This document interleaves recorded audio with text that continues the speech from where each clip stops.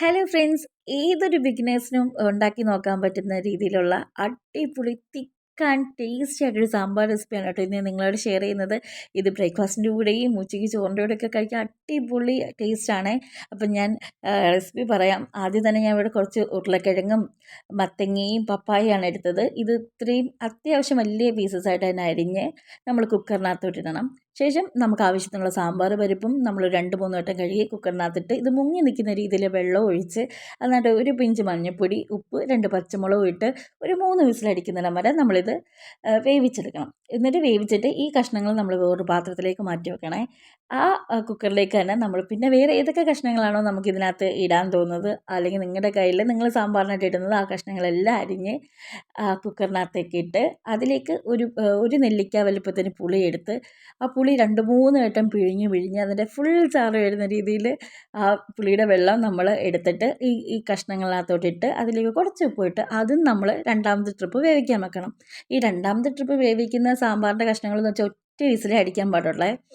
അപ്പം അത് അവിടെ കിടന്ന് വേവുന്ന സമയത്ത് വേറൊരു പാത്രത്തിലേക്ക് നമുക്ക് കുറച്ച് സാമ്പാർ പൊടിയും കുറച്ച് കാശ്മീരി ചില്ലി പൗഡറും കുറച്ച് മല്ലിപ്പൊടിയും എല്ലാം കൂടി ഇട്ട് നല്ല രീതിയിലൊന്ന് മൂപ്പിച്ചെടുക്കാം. ഇതൊന്ന് ചെറിയ രീതിയിലൊന്ന് മൂത്ത് കളറ് മാറി വരുമ്പോഴത്തേക്കും നമ്മൾ അതിലേക്ക് ഒരു 1/2 സ്പൂൺ എണ്ണയും കൂടെ ഒഴിച്ച് കൊടുക്കണേ. അപ്പോൾ എണ്ണ ഒഴിച്ചിട്ടും നമ്മൾ ഒന്നുകൂടെ മൂപ്പിക്കുമ്പോൾ ഇത് പെട്ടെന്നൊന്ന് മൂത്ത് വരും. അപ്പോൾ നമ്മളത് കരിയാൻ സമ്മതിക്കരുത്. അപ്പോഴേ കുറച്ച് വെള്ളം ഒഴിച്ച് ഇത് നല്ല തിക്ക് ഗ്രേവി ആയിട്ട് അവിടെ മാറ്റി വെക്കണം. അപ്പം നമ്മളിത് മാറ്റി വെക്കുമ്പോൾ തന്നെ നമ്മൾ രണ്ടാമത് വെച്ച കഷ്ണങ്ങൾ വെന്ത് കാണും. ശേഷം ഈ നമ്മൾ ഈ ഇതുണ്ടല്ലോ, നമ്മൾ ഈ അരപ്പെടുത്ത് നമ്മൾ രണ്ടാമത് വേവിച്ച് വെച്ച് അതിനകത്തിട്ട് നല്ല രീതിയിലൊന്ന് ഇളക്കണം. അതൊന്ന് ഇളക്കുമ്പോൾ തന്നെ കളറൊക്കെ ഒന്ന് മാറി വരും. പക്ഷേ ഇപ്പം നമ്മുടെ ഒരു ഇതെന്ന് പറയുന്നത് കുറേ കഷ്ണങ്ങൾ മാത്രമല്ലേ ഉള്ളൂ. അപ്പോൾ ഇതൊന്ന് മാറ്റേണ്ട ഈ സ്റ്റൈല്. അപ്പം നമ്മൾ ആദ്യം വേവിച്ച് വെച്ച് നമ്മുടെ കഷ്ണങ്ങളുണ്ടല്ലോ, അത് നമ്മൾ മിക്സിക്കകത്തിട്ട് നല്ല രീതിയിൽ നല്ല പൾപ്പ് പോലെ അരച്ചെടുക്കണം. നല്ല മെഴുക് പോലെ നല്ലൊരു കുറുത്ത മാംഗോ ജ്യൂസൊക്കെ വരുന്ന കണക്ക് ഇതാണ്ട് ഇങ്ങനെ ഒരു കൺസിസ്റ്റൻസിയിലാണ് നമുക്കത് കിട്ടുന്നത്. എന്നിട്ട് നമ്മൾ ഈ അടിച്ച് വെച്ച് നമ്മളെ ഈ വെജിറ്റബിൾസ് ഉണ്ടല്ലോ, നമ്മൾ സാമ്പാറിലേക്ക് അങ്ങോട്ട് ഒഴിച്ച് കൊടുത്ത് അങ്ങോട്ട് ഇളക്കി ഈ സാമ്പാർ അങ്ങോട്ട് ഒരു 2 മിനിറ്റ് വെന്ത് കഴിയുമ്പോൾ നല്ല കുറുകി വരും.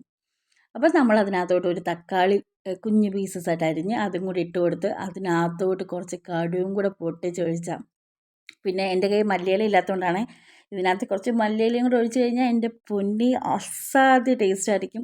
നല്ല കുറുകിയ നല്ല കഷ്ണങ്ങളുള്ള അടിപൊളി ടേസ്റ്റി ആയിട്ടുള്ള സാമ്പാറാണ്.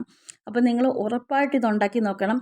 1-2 ഒരു 3 സ്റ്റെപ്പ് ഉണ്ടെങ്കിൽ പോലും സത്യം പറഞ്ഞാൽ ഇത് കഴിക്കുമ്പോൾ ഉണ്ടല്ലോ പിന്നെ നമ്മൾ ഇങ്ങനെയും ഉണ്ടാക്കും. അത്രയ്ക്ക് അസാധ്യ ടേസ്റ്റാണ്. അപ്പോൾ അടുത്ത് എടുക്കണം. ബൈ.